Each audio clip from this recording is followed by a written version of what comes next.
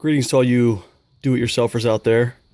I have not been able to find a video on the internets or YouTube or any place in particular to attempt to show you how to do this install. It is a catalytic converter and manifold attachment for a 2002 Chevy Tracker. It is the 2.5 liter V6. This is also in some of the same model Suzuki Grand Vitaras. It's the same motor. So if you have that, you might be able to use this video as well. A couple quick tips I'm going to give you. I've already got halfway through this project and it is a freaking hassle. So let me show you a couple things that you're going to need before you get started. You're going to need 3 different size metric wrenches or sockets. These guys here, you'll see 1, 2, and 3 are a 10 millimeter. They are what that holds the heat shield in place. I have a friend who's a real gearhead who says that these are good for about, I don't know, a month, and then all they're good for is making noise. So anyway, take that as you will. I will start off by saying I am not a mechanic in any way, shape, or form. I'm just trying to save myself a couple bucks because this piece alone with the gasket and the new bolts and everything is a little over $300. Not too bad for a catalytic converter, I guess. I've spent somewhere up around $600 and $700 for catalytic converters before. Anyway, let's continue with the video. The other things you're going to need here, these are going to be attached in your actual vehicle to coming straight off the motor, are a 12 millimeter. You're going to need to get these off. And down here where the flange actually is, you're going to need a new gasket, which I also have here in this kit. This is the new gasket for the manifold. These are a 14 millimeter. These were a freaking bear and a half to get off. My vehicle has 140,000 miles on it, so you can imagine there's a lot of wear and tear and rust and yeah, all those fun, happy things. A couple things that I used that helped me out. Little PB blaster. It's always good. And this is something I found is really good for breaking rust loose. It's called Freeze Off.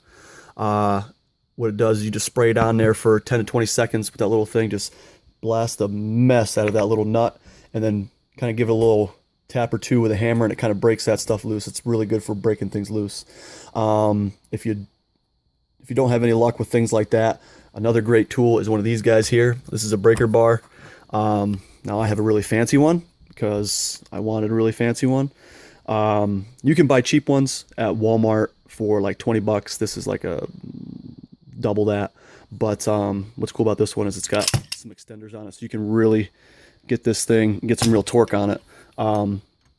You will need to get some torque for sure if you're in the same situation that I'm in. So if you don't want to go this route and spend money, you can get one of these guys. It's just a piece of pipe. You can probably find these laying around, just hollow. You can just slide this on the end of your ratchet, give yourself a little extra oomph.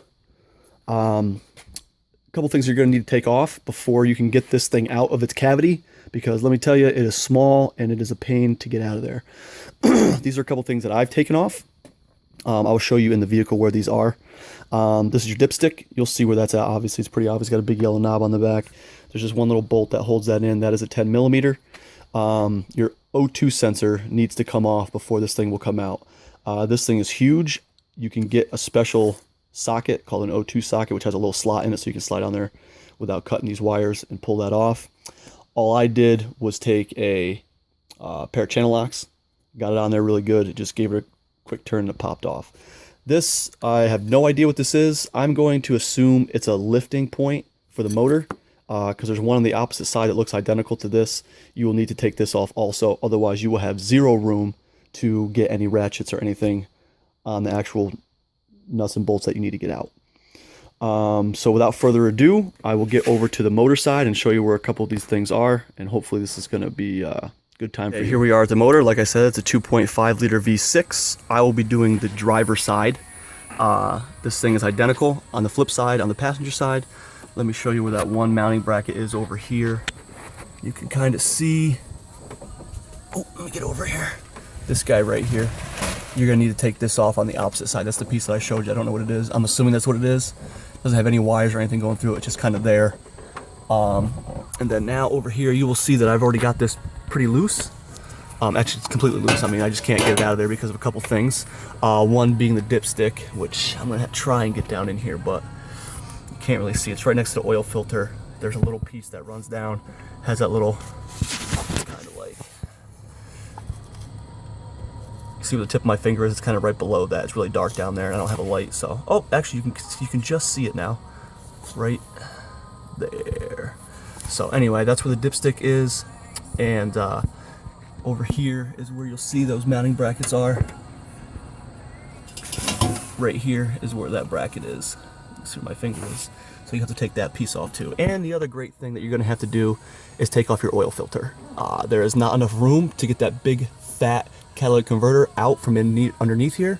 So I'm pretty close to do an oil change. So I'm just gonna take that off, change my oil here real quick, and hopefully get this bad boy slapped in, and we'll see how it makes out. Okay, frustration update. So got the oil filter out. You can see that was right there. There's a couple of these little studs here. You can see there's only two left. One here, and there's one up here. Now there's a couple of these. There's another one here, there's another one down here, and there's another one up here. Those are in the way. They need to come out. The nut comes off, they do just thread out. I got them out just with my hand. But if you do not pull those things out of there, you will never get this thing out, and you will struggle for life. Even once you get those things out, you will still struggle, but you can see that it's no longer there. Time to put it back together. Okay, more tips and tricks. You can see here, I have the new bolts in. If I can get my hand around here. So there's one here, this guy over here, and this one's really hard to see, but it's behind here. You can get these set down in here so where you can just get enough where the nut will bite, but up top, you won't be able to get them to sit on the manifold won't attach because you can't get it down far enough. So what you do is you get enough of these on here, you start cranking them down. It'll pull this down, you'll hear a loud pop, and then when you look up top, magically, sitting right on the manifold. So, I hope that helps. Also, you're gonna want an extender because this thing is up here pretty deep, and I only had enough room to put literally a 1/4-inch ratchet in here, and that you're not gonna get nearly enough torque to get that off of there or on there. So, I have a 10-inch extension, and it comes like right here. If you had a foot, it'd be perfect. Sometimes you can put two together. You put like a 10-inch and a 3-inch or a 10-inch and a 6-inch, and you'll have plenty of room. So, still in the process of putting this bad boy back together. You can see I got oil all over the place because I had to, yeah, it's a story for another day. So anyway, we'll carry on the project. We're back underneath the car. Forgot one vital piece of information for you. As you're looking at these, the bolts here, there is one bracket. Try and get a good, there you go, right here. See this bracket right here? Bolts onto the frame. And then kind of there's a nut that goes on here. This is the same size. It's that 14 millimeter.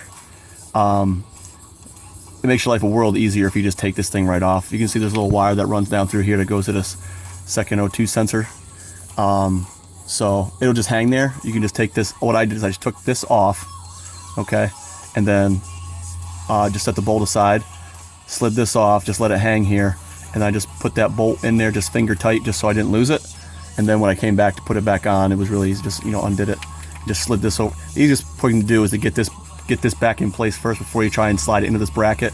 Then you just set it right over top, line this up, and just finger tight it, and then you're back to where you're at. If I find anything else that's helpful, I will continue to relay that message to you. All right, till next time. All right, so here we see it's back on here. You can see it's down on the got down the little studs here, sticking out. Now you see that I got this pry bar in here. When I had to take this out, obviously it's a real snug fit, so everything has to line up real nice and neat.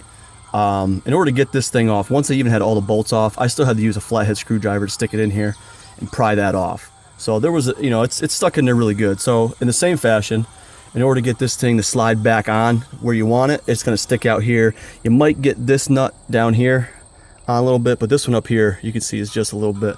So what you do is down here, you can see where I had this pipe sticking. Right here is where that, right next to my finger, is where that nut is for your dipstick. You can stick this pipe right down inside that hole, give you some really good leverage. Now I climbed up on here, you can see my footprints and stuff. grabbed a hold of this guy and just gave it a good strong yank that way and got everything lined up. So just another little tip. This is not a finesse job to say the least. So you got to use a little bit of, I don't know, whatever you want to call it, grunt, man, whatever, little force, get those things where you want them. Now, once you can see a little bit of thread, you can thread those nuts back on there, and then you can use your ratchet there to pull it nice and tight. All right, hopefully next time you see this, we're gonna fire this thing up, and hopefully it doesn't sound ridiculous like it did previously. Right, we are now inside, fired up. Sounds pretty good, actually. I like it. Let's take a look at it.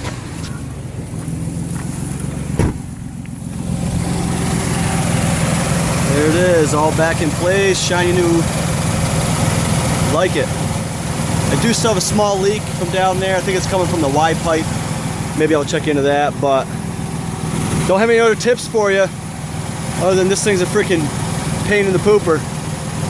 But it can be done if you're not a mechanic, as I am not a mechanic. A little know-how, a little elbow grease, a little common sense. You can make it happen. If you have any questions, comment below.